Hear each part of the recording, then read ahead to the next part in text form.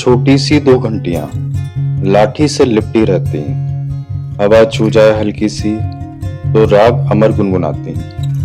न उनका कोई अपना न कोई पराया है, हर छन छन की धुन में जीवन का साया है। फकीर के संग घूमती, रास्तों की गवाह बनती, मौन पलों में भी संगीत रचती।